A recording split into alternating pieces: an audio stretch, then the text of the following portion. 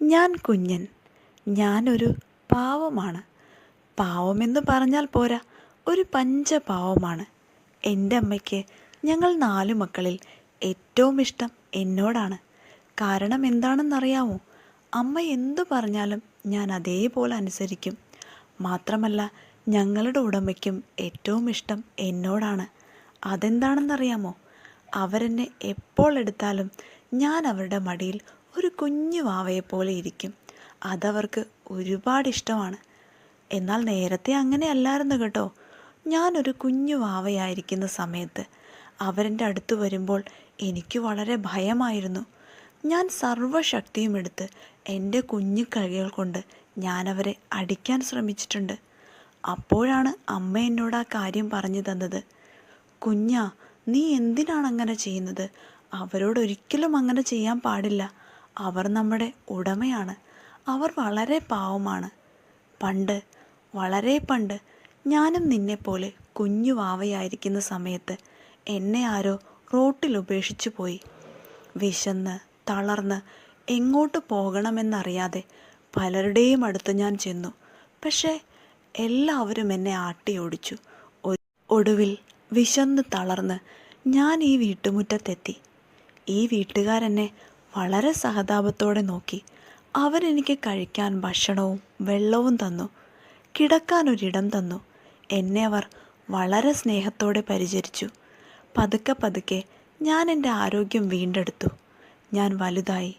എനിക്ക് നിന്നെപ്പോലെ ഒരുപാട് മക്കളുണ്ടായി.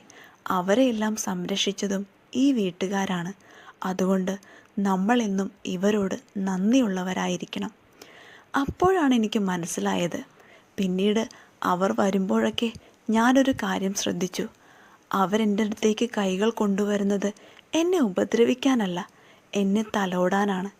പതുക്കെ പതുക്കെ ഞാൻ ആ തലോടലിനെ സ്നേഹിച്ചു തുടങ്ങി. അവരിടയ്ക്കിടയ്ക്ക് ഞങ്ങളെ വന്ന് നോക്കുമായിരുന്നു.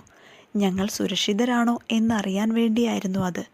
അപ്പോഴൊക്കെ എനിക്ക് അവരോടുള്ള ഇഷ്ടം കൂടി വന്നു. ഒരു ദിവസം ഒരു സംഭവമുണ്ടായി. അന്ന് ഞങ്ങൾ ഭക്ഷണമൊന്നും കഴിച്ചു തുടങ്ങാത്ത കുഞ്ഞു വാവകളായിരുന്നു.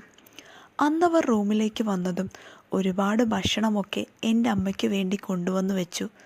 വെള്ളവും കൊണ്ടുവന്നു. പിന്നീട് ഒരു ജനൽ മാത്രം തുറന്നിട്ടു.